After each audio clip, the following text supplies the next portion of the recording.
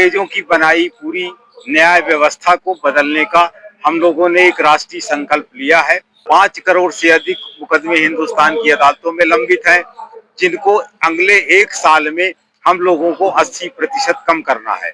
Supreme court के पास प्रशासनिक power नहीं है, हाई कोर्टों के पास जुडिशियल पावर नहीं है और विभिन्न प्रकार के फैसले सुप्रीम कोर्ट और हाई कोर्ट के आते हैं और इसी का दुरुपयोग करके पूरे देश में मुकदमे बढ़ रहे हैं।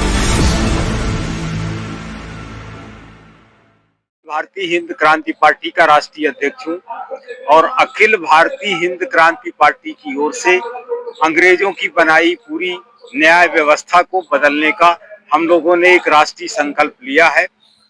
पूरी जो न्याय व्यवस्था है, निर्णय, अपील, court fees, no personal liability के सिद्धांत पर चल रही है और इसी के कारण अपील पर अपील होती जा रही है।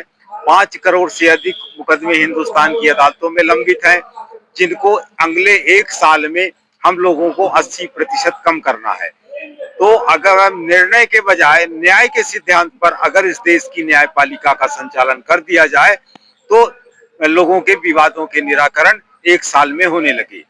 और हम लोगों ने ये भी तय किया है कि जो भी अपने श्रम के बदले पारिश्रमिक लेता है, चाहे वो विधायिका में हो, चाहे कार्यपालिका में हो, चाहे न्यायपालिका में हो, चाहे जनप्रतिनिधि हो, सबको अपनी पदीय दायित्वों की जवाबदेही लेना पड़ेगा, फिक्स करना पड़ेगा और उनकी जवाबदेही तय कराने की जरूरत है।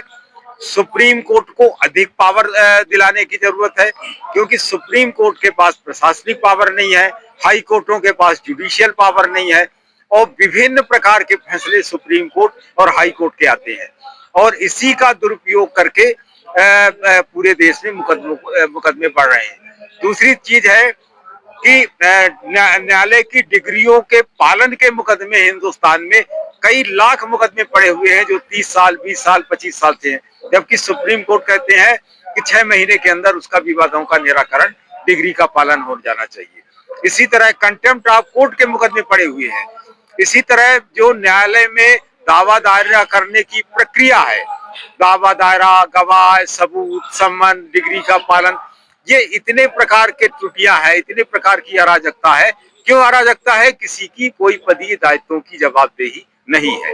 तो इस अंग्रेजों को पूरी व्यवस्था को बदलने के लिए हम लोग राष्ट्रीय अभियान के रूप में पूरे देश में एक आंदोलन चला रहे हैं। ये आंदोलन दिल्ली से शुरू होकर के सभी राज्यों के जहां जहां हाई कोर्ट है और जहां जहां राज्य सरकारें हैं वहां वहां जाएगा। भारत के संविधान में 3 प्रकार के लोग शपथ लेकर के अपने श्रम के बदले पारिश्रमिक पाते हैं। पहली बात है, एक लेता है कि मैं सभी विधियों का परीक्षण, प्रतिपरीक्षण और संरक्षण करूंगा। ये कौन है? भारत के राष्ट्रपति, सभी राज्यों के राज्यपाल।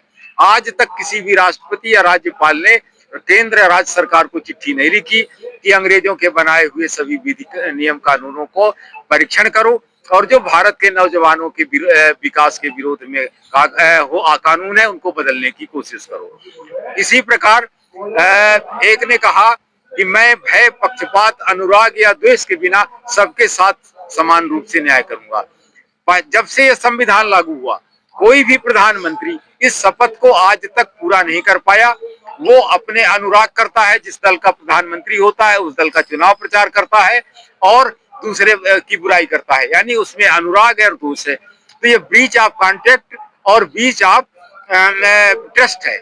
आप हमारे साथ विश्वासघात करते हैं और जिस काम के लिए आप नौकरी करते हैं उस काम को करने से आप कॉन्ट्रैक्ट की संविदा को खराब करते हैं। इसी तरह सुप्रीम कोर्ट और हाई कोर्ट के न्यायाधीशों को विधियों की मर्यादा करने की शपथ दिलाई गई है, पर प्रश्न है कि इतनी प्रकार की विधियां हैं, इतने प्रकार के कानून हैं कि लोग भटकते रहते हैं। जो मुकदमों की संख्या 5 करोड़ से ऊपर चली गई है, तो सुप्रीम कोर्ट को जो अनुच्छेद 141 और 142 का जो पावर है, इसका वायलेशन हो रहा है और 2 करोड़ से अधिक मुकदमे हिंदुस्तान में लंबित हैं, परेशान है। सुप्रीम कोर्ट के पास प्रशासनिक पावर नहीं है, हाई कोर्ट के पास जुडिशियल पावर नहीं है और अधीनस्थ न्यायालय मनमानी के काम कर रहे हैं।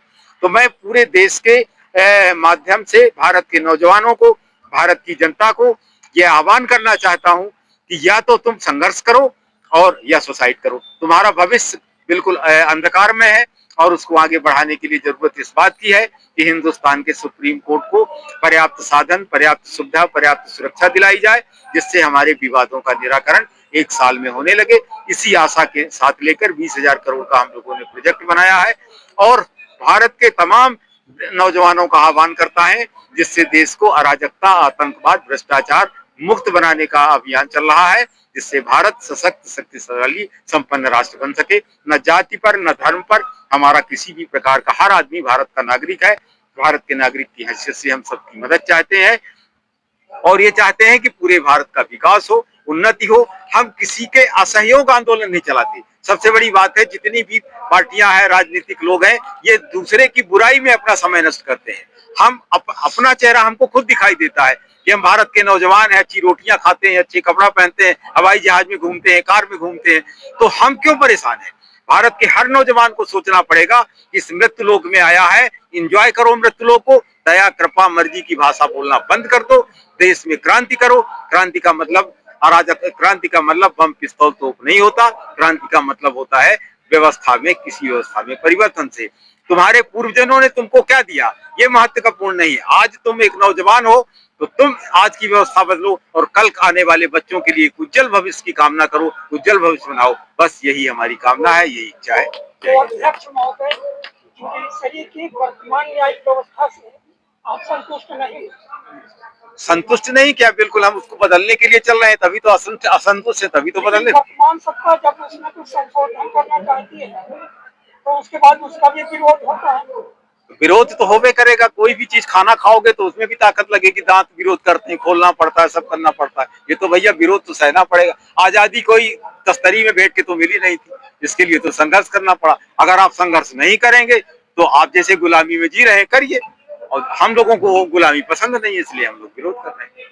न्यायपालिका में जो संशोधन सरकार ने किए हैं, जैसे कि नई संविधान संहिता आई है जिसे बीएनएस के नाम से जानते हैं, तो क्या आप उसके समर्थन करते हैं या उसमें नहीं, उसमें भी बहुत सारी कमियां हैं। पदीय दायित्वों की जवाबदेही नहीं। मैंने खुद सुप्रीम कोर्ट और भारत के राष्ट्रपति, प्रधानमंत्री सबको दिया था। सबने हमको सूचना दी थी कि सारा जो प्रकरण है आपका, जो विवाद है, स्वीकार कर लिया था। जो संशोधन चाहते थे उन्हें लॉ कमीशन बोर्ड को भेजा था, लॉ कमीशन बोर्ड ने हमको भेजा था। पर जो अपेक्षित संशोधन है वो संशोधन नहीं हुआ। इससे कोई बहुत बड़ा लाभ मिलने वाला नहीं है। इस वक्त जो हम देखते हैं देश में जिस तरह से एक तरह से खींचतान मची हुई है सरकार और संसद की, सॉरी न्यायपालिका और संसद की, कि न्यायपालिका अक्सर इस तरह के उनके वर्डिक्ट आते हैं जो संसद के खिलाफ है और संसद कई बार इस तरह की टिप्पणी करता है कि न्यायपालिका को अपनी हद में रहना चाहिए। इस पे क्या कहना चाहेंगे आप? देखिए, संविधान सब दोनों कहते हैं सर्वोच्च है। तो जब विधायिका अपने मर्यादा में रहेगी, न्यायपालिका अपने मर्यादा में रहेगी, तो कोई विवाद ही नहीं है। जब ये अपनी मर्यादा त्याग देते हैं, पक्षपात पूर्ण निर्णय करने लगते हैं, तभी तो विवाद होता है। तो इनकी सबकी जवाबदेही तय किया जाए, भारत की जनता इनकी जवाबदेही तय करे और वह अपने हित में कानून बनाए।